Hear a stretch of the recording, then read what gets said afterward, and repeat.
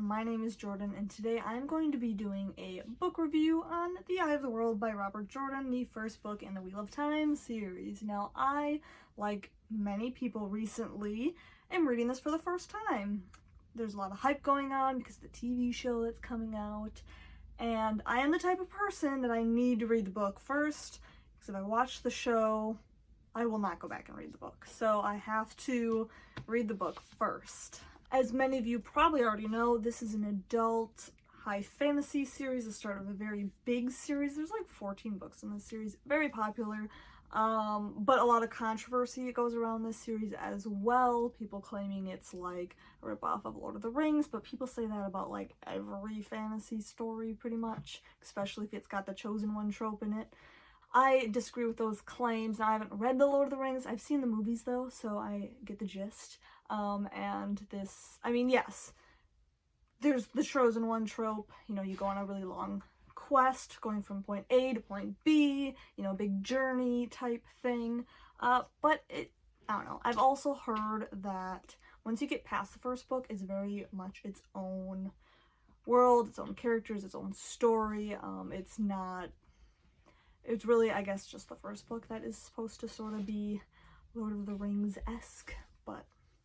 So I just, first, right off the bat, I enjoyed this book. I ended up giving it 4 stars.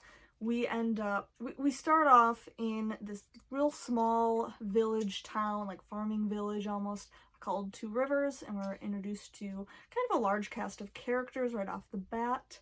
They have this big, like, festival coming up, and...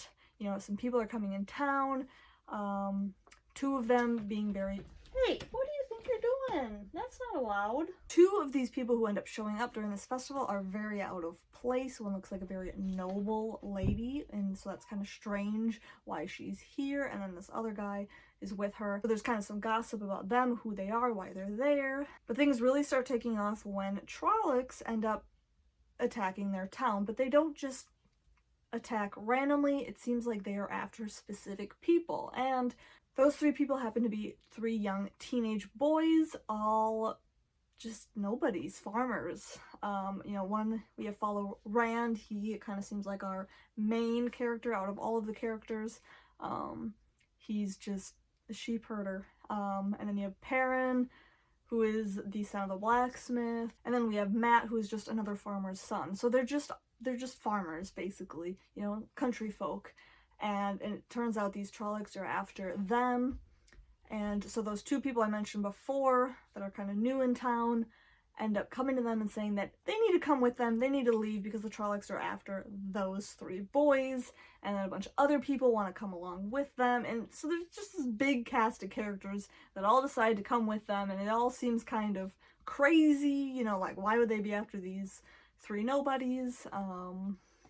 You know, I mean, you as the reader kind of understand why and what's going on, but for these boys, they don't have a clue what's going on.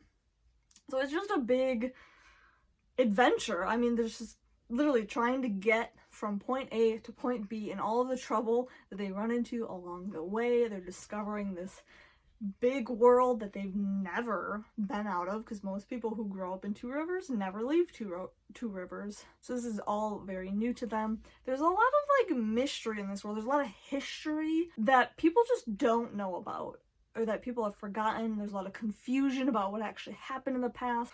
God, I'm gonna mispronounce everything. The Aes Sedai, however you say that. They're the people who can do magic, they control the one power. There's a lot of confusion about them. A lot of people are afraid of them. They think that they follow the Dark One, our big bad guy in this story. But that's not 100% true. So there's just a lot of confusion about things in this world, a lot of history lost, and that also just leaves you as the reader wondering, you know, asking questions, wondering, you know, what really did happen in the past and what's going to happen as a result in the future. You know, can these boys trust these 2 strangers that just showed up in their town out of nowhere and are like, you need to come with us, or you're putting everyone in your town at danger, blah blah blah. So I don't know, it's the plot itself, just the whole going from point A to point B is kind of whatever.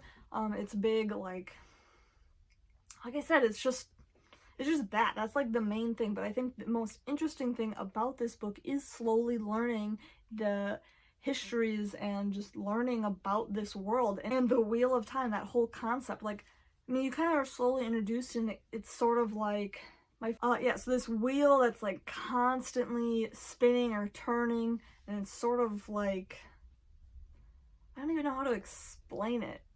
It sort of at first kind of seemed like fate and like the constant battle between good and evil, but it's more than that. It's just like the powers of the universe that just cause things to happen. I don't even know. But it's really cool. It gives you this sense that this world is so much bigger than it really is, because they give you all these layers of history. Like, each city has like different ages of history, and people have forgotten, like cities have multiple names. They were once something else way back in the day.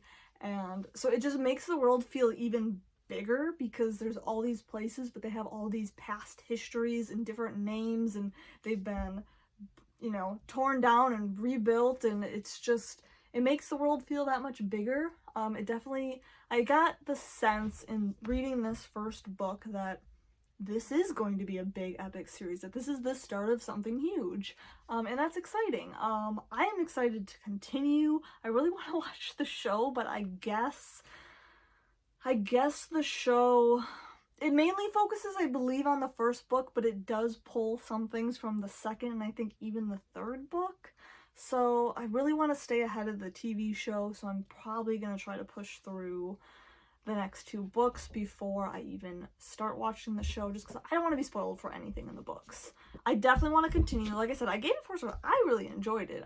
It seems like a lot of people who don't like it kind of stop at the first book, and that seems wrong in my opinion. I hear a lot of people saying that it gets a lot better past the first book, and that, like I said in the beginning of the video, that later in the series it really steps away from that Lord of the Rings feel or trope or similar story.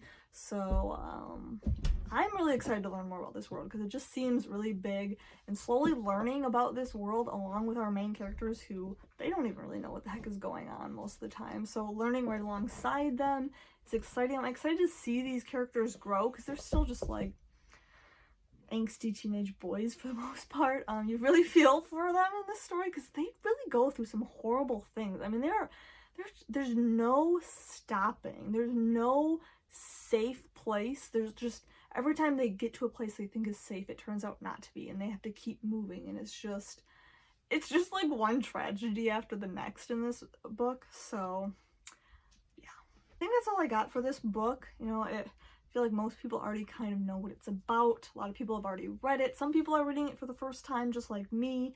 But I want to discuss it. I don't know that I'm gonna review every book in the series, because I don't really like reviewing sequels, but we'll see. Maybe once I start watching the show, I'll do like a comparison video or something. But I did definitely want to at least talk about this first book. So I'm excited. I've already picked up the second book, so I do definitely plan on starting this, and I really want to watch the show, so I'm probably gonna try to pick up the second book soon-ish, but there's some other books on my list that I want to get to. I mean, it took me like 3 weeks to read this book, so I'm really slow when it comes to reading big adult fantasy books, so I like to take my time and make sure I'm actually understanding and following everything along. And I've also heard, especially for the Wheel of Time, that this is a series that you get a lot out of it coming back and seeing all the foreshadowing, and you just start to make more connections.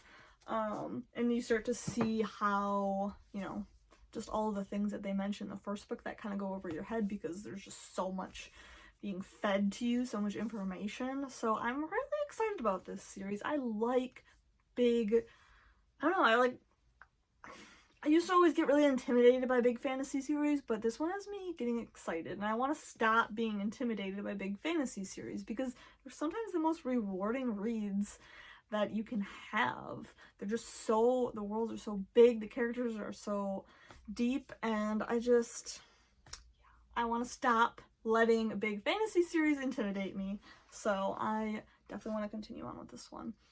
That is, I think, going to be it for my thoughts on this. I wanted to kind of keep it short, because I feel like there are a lot of Wheel of Time videos out there, but yeah. So let me know if you guys have read it, or if you plan on reading it, or if you're just gonna say screw it and I'm gonna watch the show.